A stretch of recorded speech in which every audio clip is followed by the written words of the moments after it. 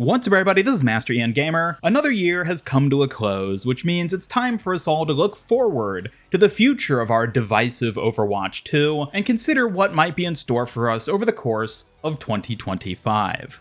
This past year, in a lot of ways, was, I think, actually a fairly good year for the game. Sure, it had its ups and downs, every year does, but by and large, I feel like 2024 was a year where Overwatch 2, as a game in and of itself, sort of found its footing again, in a sense. After a very rocky launch back in 2022 and a number of internal events leading to catastrophic downward trends in the player base and game as a whole, I think this past year was when Overwatch really kind of again stabilized itself with what it is, and now has a solid footing to build back up, if they so choose. We got 3 new heroes, all of which are phenomenally fun to play and pretty reasonably balanced for the most part. We had several collab events, all of which were pretty exciting by my standard, except for maybe Porsche, but you know, whatever. And by and large, I think the skins and events and game modes and even balance changes for the most part over this past year were pretty good. Need I remind you that the self-healing passive for all heroes didn't exist prior to 2024, and frankly at this point, I'm shocked we were able to go all those years without it. But with things now being what they are and us coming to the end of 2024, what do we have to look forward to in 2025? Well, first and foremost, I think 2025 is the year where Blizzard really has to start upping their game if they want to keep Overwatch going. Obviously, the biggest reason for this is new competition in the gaming space, namely Marvel Rivals, a game which had a smashing successful launch back at the start of December and has pretty clearly proven itself to be stark competition for Overwatch 2. Many Overwatch players and content creators alike have moved over to Marvel Rivals, finding it more satisfying, fun, or enjoyable for one reason or another. And while competition is always a great thing for the players, regardless of which game you prefer or just have more fun playing, it does mean that Blizzard has to up their game if they want to be able to actively compete going forward. Whether that means more consumer-friendly shop features, better access to cosmetics, more events, better gameplay features, more heroes. It's hard to say what exactly Blizzard really should do at this point to really compete, but going forward, it's safe to say that they're going to have to crank things up a notch. And if they can't, well, survival of the fittest. That being said, I do want to take a moment to talk about what we maybe can actually expect going into 2025, since at the time of me recording this video at the very least, Blizzard has yet to put out any official 2025 roadmap, which is actually kind of strange. In past years, we'll usually have a BlizzCon or some other sort of big end-of-year type event where Blizzard will not only debut a bunch of exciting stuff in the moment, but also tease and allude and build up hype for things coming later down the line. For example, last year we had BlizzCon 2023, which not only straight up revealed the next 2 heroes, being Venture and Space Ranger, who we later came to know as Juno, but also even gave us that little teaser for Hazard back when he was just the weird, mysterious, turtle-looking guy. On top of this, they announced the Clash game mode, competitive changes, and a bunch of other exciting features and content that'll be coming to the game, including several of the Battle Pass themes. But when it comes to this year, there was no BlizzCon 2024. We didn't get any sort of big showcase or reveal or roadmap even of what to expect come 2025 and the weeks and months ahead. And while admittedly it's a little concerning that we haven't seen anything and really don't have any information on what to expect going forward with Overwatch 2 at this point, I think Blizzard might actually have a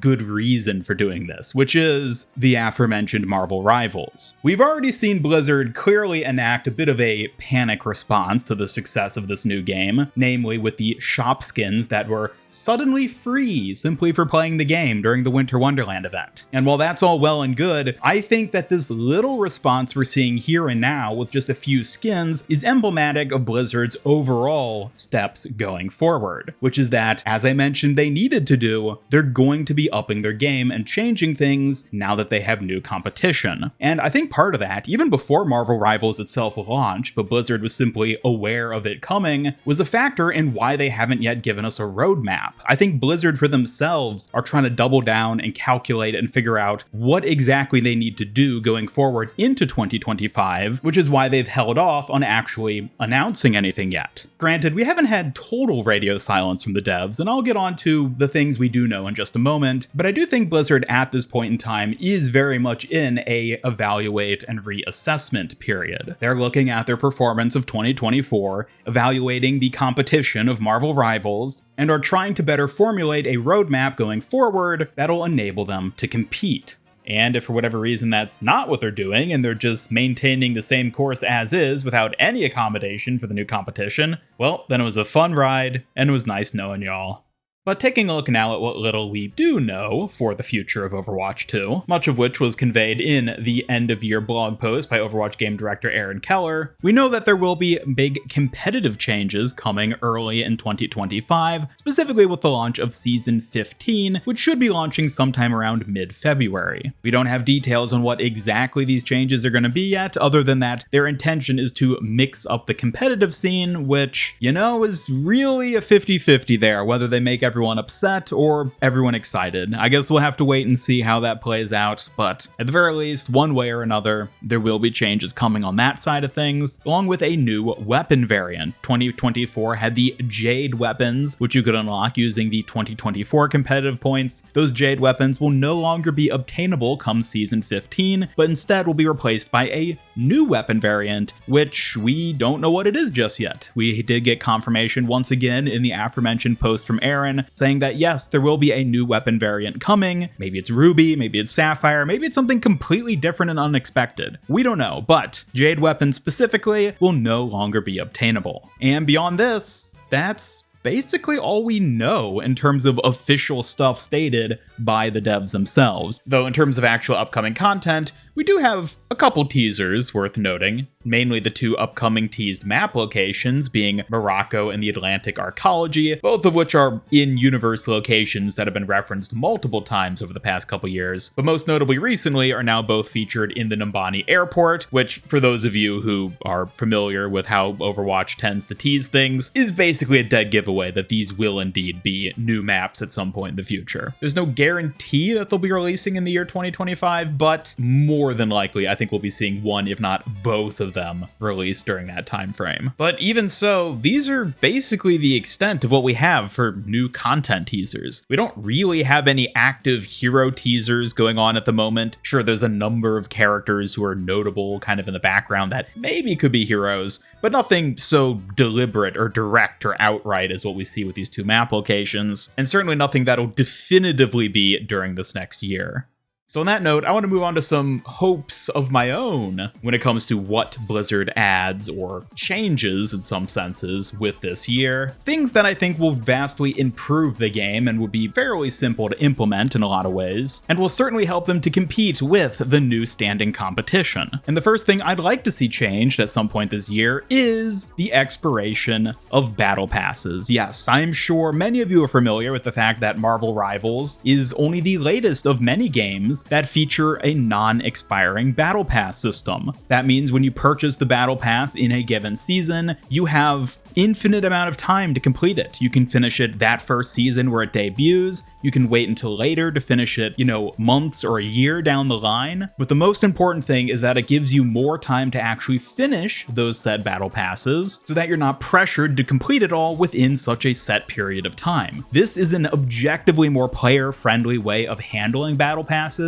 compared to Overwatch's system where they expire at the end of the season, and all things considered would be a really simple feature for them to implement. I don't know that they would necessarily be able to or even be willing to go back and retroactively make past battle passes indefinitely available, but certainly starting with a new season going forward, such as Season 15, they could just say, hey, the way we're doing battle passes now, they no longer expire. If you purchase that premium battle pass during the season it debuts, you get to keep it forever and you can finish it at your leisure. This would be an extremely positive change for Blizzard to add, especially considering that Marvel Rivals is receiving so much praise for it, without it even fundamentally changing how the cosmetic system of the game even works. They already did this to some extent with the Mythic skins, given that they were originally locked to that specific battle pass they're originally a part of, only for them to then change the Mythic system so that you can buy those older skins with Mythic prisms, even if they were previously exclusive to a battle pass from an earlier season. So if they found a way to just extend that out effectively through the entirety of battle passes, maybe making the pass purchasable at any point in time, even making those older passes retroactively purchasable, then that would be an incredible feature that I think would win a lot of favoritism from the player base. Yes, it would be copying Marvel Rivals, but it would be a good thing to copy, which is why they should do it. And in a similar vein to this, another thing I think they should change, specifically on the cosmetics front, is bring back past collabs. Outside of a few exceptions, like the one time the Seraphim collab came back around, or their internal in-house IP collabs like Diablo, we haven't seen any of these third-party IP collabs return to the shop. Even the One Punch Man collab, which was almost 2 years ago at this point, has yet to ever return to the Overwatch shop. And while this might not be an easy thing for Blizzard to do, depending on what sort of deals and arrangements they made with the original license holders for One Punch Man and My Hero Academia and Cowboy Bebop and all those, if it is within Blizzard's power to bring these skins back at some point, then absolutely I think they should. This is the way Fortnite handles many of their third-party collab skins. They'll periodically come back into the shop every few months or so, depending on the collab. Others are more exclusive, of course, even in the case of Fortnite. But in the case of Overwatch, I really think it would stand to benefit the players and the community and the game if some of these skins, many of which are so incredibly popular within the community itself, were able to come back around. Maybe it's only once every year, maybe only even once every other year, but anything to give players another opportunity to get some of these older skins, I think will be a massive benefit to Overwatch and an incredibly player-friendly decision. Now, beyond this, there's a number of smaller things I think they could do, like more free Overwatch coins in the battle passes themselves, make skins cheaper, have better priced bundles, things like that. A lot of little changes, maybe free skins more often or something like that. A lot of little changes that would be great, but are kind of nitpicky in terms of like being a feature they should change or add or whatnot. It really is these big ones I mentioned. Make battle passes last indefinitely so they don't expire, and bring back collabs, because obviously these are some of the most popular skins. And hey, Blizzard could probably make a pretty penny by bringing some of these skins back, so why not? Outside of this, though, I do think another important thing Blizzard could do for the game overall is to take a new approach to the story. Obviously, Overwatch has been famous for many years because of its story and characters, with all that hype building up to the anticipated PvE that was supposed to be coming with Overwatch 2, only for that to get scrapped and for the overall story of things to really just sort of peter out. I mean, we haven't had a proper animated short since the Sojourn short back before Invasion over a year ago, and even the origin stories for characters have really taken a sort of downgrade. As much as I like the dubbed comic way of introducing a character through like a little short backstory type thing, I think a lot is really lost by not having those old style animated origin stories that people really loved getting to see. And while it's easy to just hope and dream that Blizzard brings back the story for Overwatch, I do think there's actually some evidence that we could see things kind of start to go in this direction. Over specifically the latter half of 2024, we've actually seen a notable ramping up of the story, so to say. We got the Maximilian short story, which was a very shocking release, given that Maximilian is a character we hadn't really had mentioned within Overwatch itself since before the launch of Overwatch 2. So seeing him come back around was a really exciting and unexpected decision on Blizzard's part. Not to mention the holiday comic they put out just recently, showing off all the different characters and heroes from the game and what they're up to for the holidays. A nice little part 2 of the original Overwatch 1 Reflections comic from all the way back in 2016. And while these may have been fairly one-off type story beats alongside the other anthology short stories and novels that have been put out over the past couple years, I do think there's also a chance that this is actually the start of a new trend where we're going to see a renewed focus on the Overwatch story itself. Now, of course, only time will tell. maybe that's the route they go, maybe it isn't, but keeping a bit of an optimistic look on things, it seems like they could be ramping up to take a renewed focus on the story, which I think is important because for a lot of people, the story is what got them into the game in the first place. And if they take a well-formulated approach by coming back to these stories, maybe even bringing back things like the animated shorts, then I think it'll do a lot to help bolster the game